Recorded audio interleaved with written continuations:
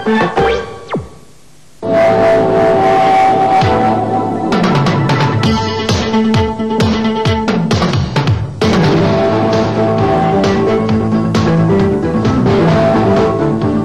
how you doing? Thanks for joining us here on the Safety Watch Update. Today, we're going to be taking a look at the latest protective clothing that has them talking from Allentown to Gary, Indiana. We're also going to let you know why each piece is important and how it should be used. The EPA has categorized protective clothing into 4 different levels. Levels A and B are the most comprehensive of the 4 levels. They include skin and eye and respiratory protection. Level A provides maximum protection for all 3 of these areas. Level B is suitable when the skin protection is not a high priority. Okay, now let's take a look at an example of the highest level of protection, Level A. Notice the worker is completely covered by a suit that is specifically designed to protect against any chemical permeation. The gloves and boots are also chemical resistant and are attached directly to the suit, eliminating the possibility of any dangerous materials reaching the skin. Under the hood, you'll find a self-contained breathing apparatus or an air-supplied respirator. If you don't know what substances you may encounter, then a Level A or B suit is the right choice. You can move down to Level C if you know exactly which substances are present. Level C allows you to customize the clothing to your safety needs. An SCBA is not necessary with Level C. Since you know what you're being protected from, you can use a NIOSH-approved air purifying respirator with the appropriate filter. Now here are some examples of Level C protection.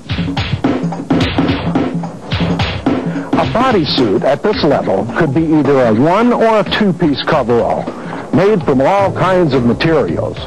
The protection that's right for you depends on what hazardous material you're working with. All the seams should be leak-proof and checked regularly. And notice, in this case, the gloves and boots are connected with tape.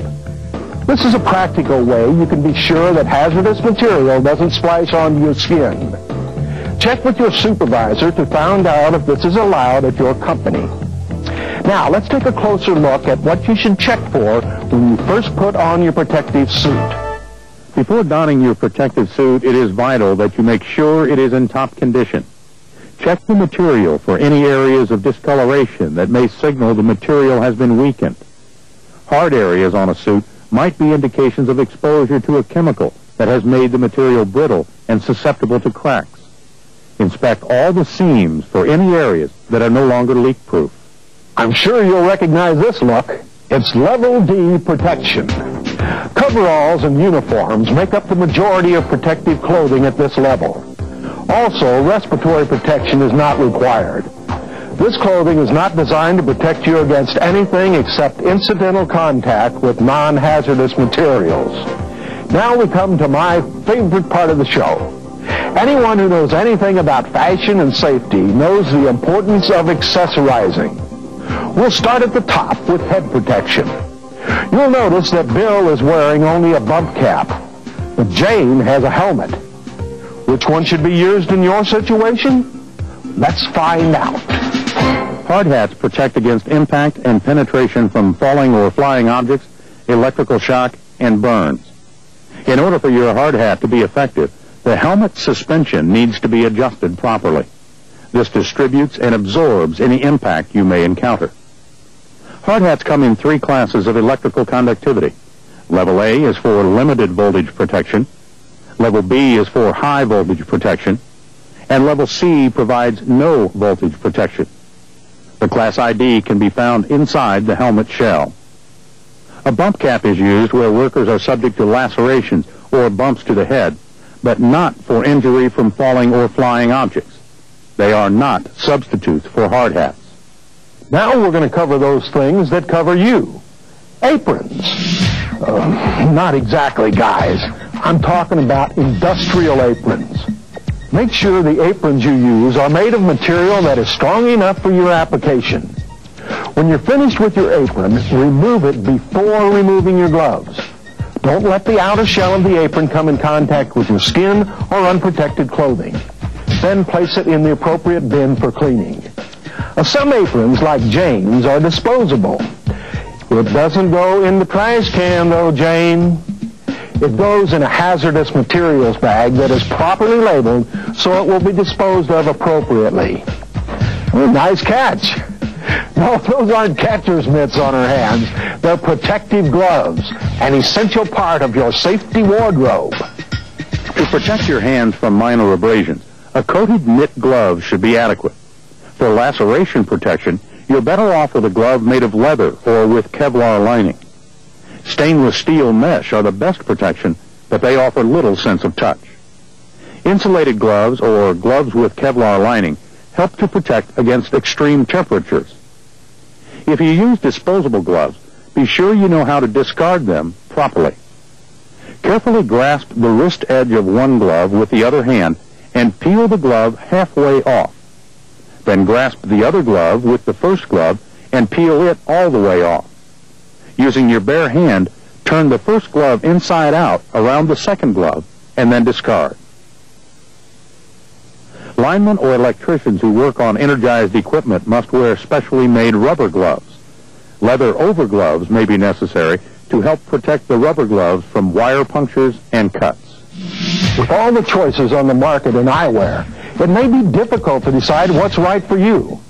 Are safety glasses okay for the occasion, or would a face shield be more appropriate? Let's find out. Although face shields cover the eyes, don't be fooled. They are not eye protection. They are secondary protection and must only be worn in conjunction with safety glasses or goggles. Face shields are attached to an adjustable head harness similar to that of a hard hat. If the area you work in requires head protection, you can adapt the face shield to fit right onto a hard hat. Goggles come in three basic types: ventilated, non-ventilated, and chemical splash. Ventilated goggles are the most comfortable and least likely to fog, but should not be used around harmful gases. The vents allow no protection against the vapors. Non-ventilated goggles offer sure protection against vapors or dust, but have a tendency to fog. Chemical splash goggles have indirect ventilation ports that do not have a direct path of airflow from the exterior to the interior. This provides maximum protection from chemicals while allowing some ventilation. If you wear prescription lenses, you can use larger goggles that are designed to fit around your glasses. It's time to get to the bottom of protective clothing. Consider all the different ways your feet could be injured, and you'll see that this is one area of safety that can't be underestimated. If you work around heavy objects that could roll or fall, safety-toed shoes should be worn. Safety toes can be made of metal or heavy plastic, depending on your exposure to electrical hazards. These shoes can be supplemented with metatarsal guards that protect the upper part of your foot. There are special soles that guard against puncture. Conductive shoes allow electricity through the sole of the shoe, while non-conductive shoes insulate against shock. Each day, before donning your footwear, check the soles for any cracks or punctures and make sure the shoe has maintained its structural integrity. Keep your footwear stored away from excessive temperatures and chemicals. Well, that does it for this edition of Protective Clothing. Let's review the 4 levels. Level A is the level of maximum protection where skin, respiration, and eye protection are necessary. This is commonly used when there is uncertainty about what airborne or tangible substances will be encountered. Level B is similar to Level A, but provides less skin protection. This is appropriate when only the airborne substances are in question. If you know exactly what substances will be present, then you can design a protective uniform that protects against those substances. This is Level C protection. Also, you may not need a self-contained breathing apparatus. Since you know the airborne substances, you can use a respirator with the appropriate filter. The most common protective clothing is found at Level D.